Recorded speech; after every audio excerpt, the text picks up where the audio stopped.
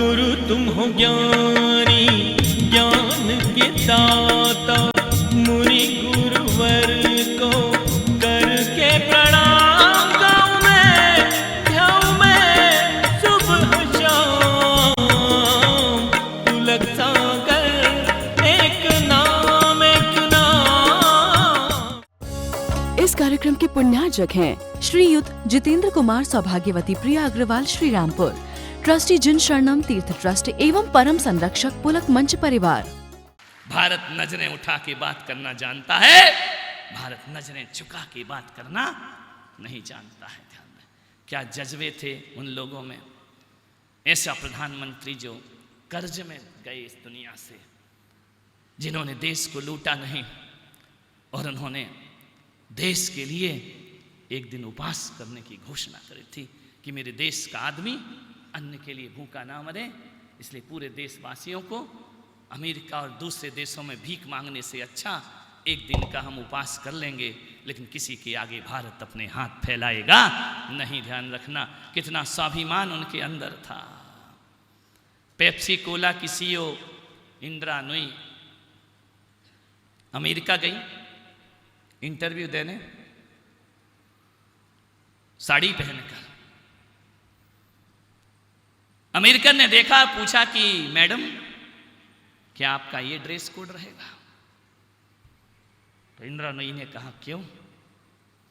बोले आप यहां साड़ी में नौकरी करोगे, यहां तो ये नहीं चलता है।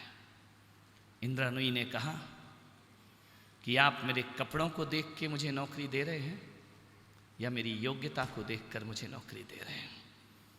एक बात याद रखना, मैं नौकरी को लात मार सकती हूं, भारत की सभ्यता को कभी लात नहीं मार सकती। ये मेरे भारत की पहचान है, मेरे भारत की शान है, संस्कृति है।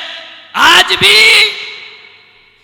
अपने कार्यालय में, ऑफिस में जाने से पहले इंदिरा नूई चप्पल उतार के अपने ऑफिस में बैठा करती है। ध्यान रखिए, तुम्हारी किचन में चप्पल आ गई है, ध्यान रखना, विचार करना है, सोचना है।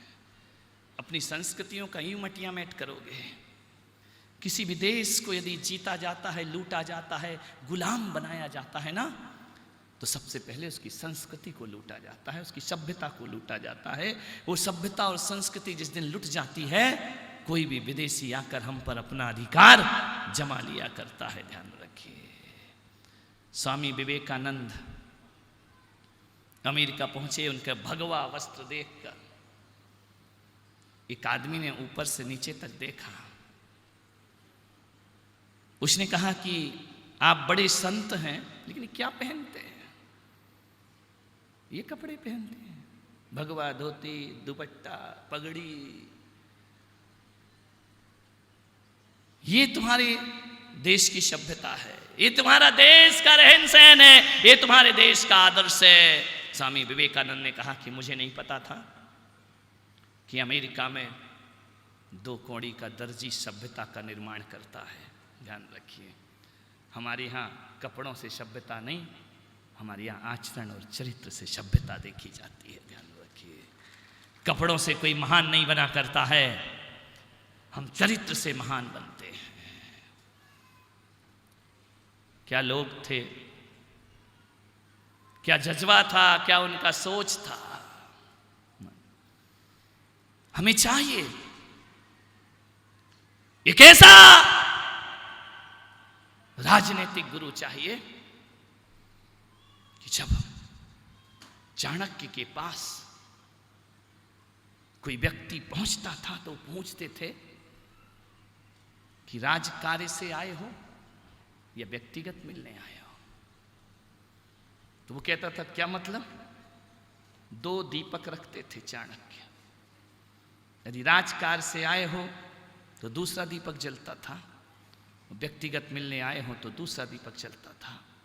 उन्होंने कहा इसका क्या मतलब? दिया तो दिया है, वो तो रोशनी देगा। नहीं, चाणक्य ने कहा ये राजकाज से आए हो तो जो राजा से पैसा मिलता है उसका तेल मैं राजकार के लिए खर्च करता हूँ, वो कोई व्यक्तिगत मिलता है उसके लिए मैं अपने पैसे से दीप जलाता हूँ। ध्यान रखिए, है कोई ऐसा जो देश का निर्माण करे? मुझे चाहिए ऐसे लोग, इस देश में ऐसे नेता चाहिए। देश में वो लोग चाहिए जो सर्वस्व देश के लिए अर्पित कर दें, स्वार्थ त्याग करके आगे बढ़े। रेवड़ी बेच रहा है 90 साल का बूढ़ा पंजाब में, हाथ कांप रही है, ठंड में ठिठुर रहा है, आंखों में रोशनी कम है, रेवड़ी बेच करके गुजारा कर रहा है। एक आदमी पहुंचता है, उसने कहा कि 90 साल में तुम ये रेवड़ी बेच रहे, हाथ कांप रहे, पैर कांप रहे। उसने कहा क्या करूं नौजवान, पेट के लिए सब करना पड़ता है। तो बोले तुम्हारे बेटे? मेरे 2 बेटे थे, इन अंग्रेजों ने मेरे बेटों को मार दिया तड़पा तड़पा के, मेरे घर में अब कोई नहीं है। 90 साल की उम्र में मुझे 1 आना 2 आना कमा के अपना जीवन गुजारना पड़ता है। सबको मौत के घाट उतार दिया अंग्रेजों ने। जैसे ये बात वो नवयुवक सुनता है, दिल में एक चिंगारी जल जाती है कि जवान बेटों को मौत के घाट उतार दिया। अंग्रेजों, मैं तुम्हें भारत से खदेड़ के रहूंगा, ध्यान रखना, मैं तुम्हें हिंदुस्तान से निकाल के रहूंगा। वो व्यक्ति कोई और नहीं, वह व्यक्ति कोई था तो भगत सिंह बन करके खड़ा हो जाता है। ध्यान रखना, एक बात प्रेरणा बन जाती है कि मेरे 90 साल के बूढ़े को 2 वक्त की रोटी के लिए मेहनत करना पड़ती है। अंग्रेजों, अब तुम इस देश में नहीं रह सकते हो। चंद्रशेखर ने देखा चारों तरफ से मौत गिर गई। अंग्रेजों की हाथ की गोली से नहीं मरूंगा, स्वयं को गोली मारकर देश के नाम शहीद हो जाते हैं। इन गुलामों, इन आताताइयों की गोली से मरूं, मेरी मौत भी अपमानित हो जाएगी। जब चंद्रशेखर ने अपने आप को गोली मारी, किसी की हिम्मत नहीं हुई अंग्रेज की कि उनकी लाश उठा सके। ध्यान रखना, माननीय आपसे निवेदन है, क्या आजादी के दीवाने लोग थे। भगत सिंह को फांसी हुई 23 साल की उम्र में। लोग कहते हैं कि 23 साल की उम्र में दुनिया से विदा हो गए, फांसी के तख्ते पर झूल गए। हंसते हंसते झूलते हैं भगत सिंह। मैं तो कहता हूं 100 साल की जिंदगी अपन जीते हैं, बेकार की जिंदगी है। 23 साल के भगत सिंह की जिंदगी हकीकत की जिंदगी हुआ करती है। ध्यान रखना, 23 साल का भगत सिंह 100 साल का जीवन 23 साल में जीकर चला जाता है हिंदुस्तान से। माननीय सोचना है आपको। भगत सिंह की मां ने देखा फांसी के फंदे पर बेटा झूल रहा है, रो पड़ी मां, चीख निकल आई। लोगों ने कहा कि बेटे की मौत है तो मां तो रोएगी, मां की ममता है। नहीं, भगत सिंह की मां कहती मैं इसलिए नहीं रो रही हूं कि मेरा बेटा फांसी के फंदे पर लटका है। रोना तो मुझे इसलिए आ रहा है कि मेरी कोख से एक ही भगत सिंह पैदा हुआ, एक और होता तो भारत माता के चरणों में चढ़ा देती। उसे ध्यान रखना, उसे भी भारत के लिए दे देती, उसे भी हिंदुस्तान की आजादी के लिए न्यौछावर कर देती। ध्यान रखना। मान्यवर, क्या हो गया है लोगों को? बोले अमेरिका, रूस, जापान इतनी तरक्की कर रहे, इतनी तरक्की कर रहे। क्या तरक्की कर रहे? बोले मेडिकल में इतनी तरक्की की, इतनी तरक्की की कि लीवर ट्रांसप्लांट कर देते हैं, किडनी ट्रांसप्लांट कर देते हैं, आंखें ट्रांसप्लांट कर देते हैं, बाईपास सर्जरी सीख जाते हैं। मैंने कहा अमेरिका, ये किससे सीखा रे तुमने? बोले किससे सीखा? ये हमारी खोज है। इनका खाक की खोज है। तुम किडनी ट्रांसप्लांट कर रहे हो, तुम लीवर ट्रांसप्लांट कर रहे हो, हमारे हिंदुस्तान से सीखा है तुमने। बोले हमने कहाँ सीखा? मैंने कहा बिल्कुल सीखा है। तुमने किडनी ट्रांसप्लांट किया, लीवर ट्रांसप्लांट किया, हार्ट ट्रांसप्लांट किया। मेरा देश तो वो देश है जहाँ पर पूरी गर्दन ट्रांसप्लांट कर दी जाती है, वो महादेव खड़े होते हैं। ध्यान रखना, पहली सर्जरी शिवजी ने की है, कमांडेंट साहब की पुत्र की गर्दन काट दी और उसकी जगह हाथी की गर्दन रखी। पहली प्लास्टिक सर्जरी। ध्यान रखना, ये तो बहुत बाद में पैदा हुआ अमेरिका में। अमेरिका ध्यान रखना, उन्हें तो गर्दन की गर्दन ट्रांसप्लांट कर दी। तुम सोचते ये तरक्की हमने की है, खाक तरक्की तुमने की है मेरे भाई। ध्यान रखना, पत्रकारिता, शैलेंद्र कहाँ गया? ये पत्रकार लोग कहाँ से सीखे? दुनिया में बड़े बड़े पत्रकार होते ना, सबसे पहला पत्रकार हमारे हिंदुस्तान में हुए, मालूम है कौन? नारद मुनि। यहां की खबर वहां और वहां की खबर।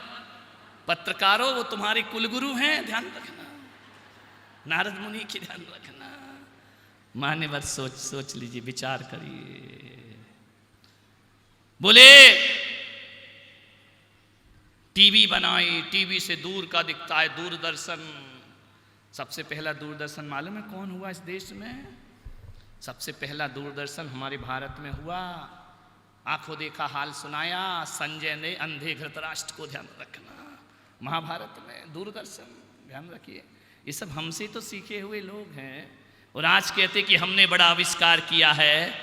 आज तक किसी ने फायर प्रूफ लेडी बनाई?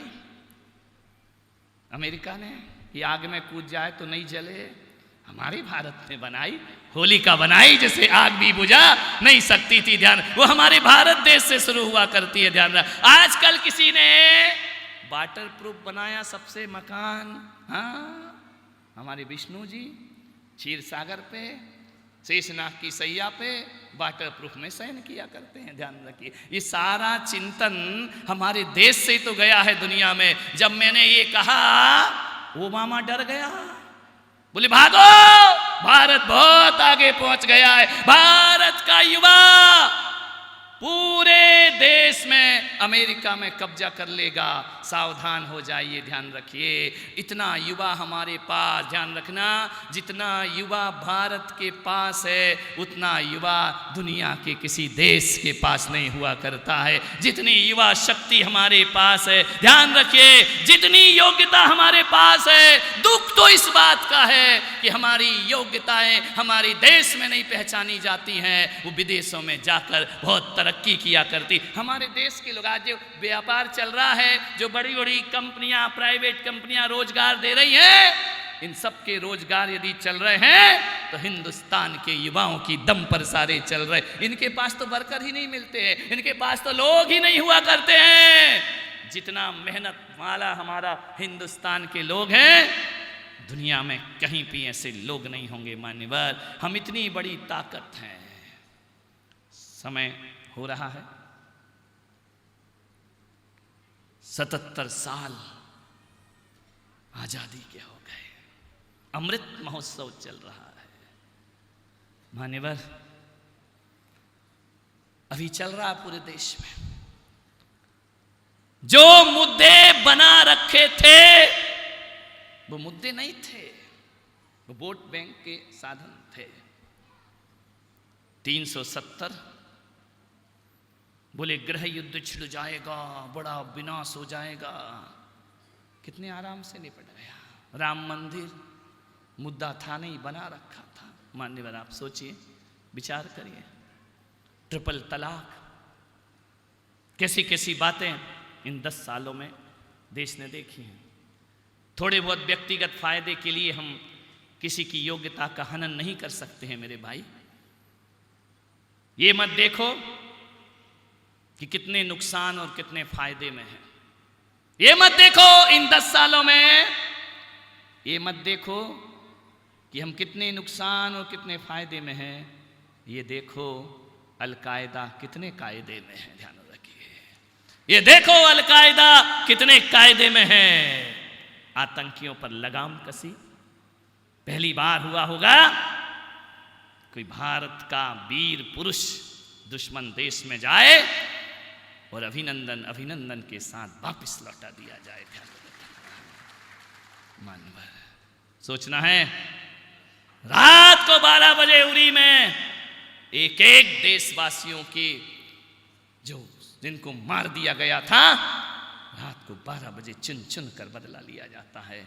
अब भारत वो भारत नहीं है जो किसी के सामने गिड़गिड़ाता हो, रोता हो मान्यवर।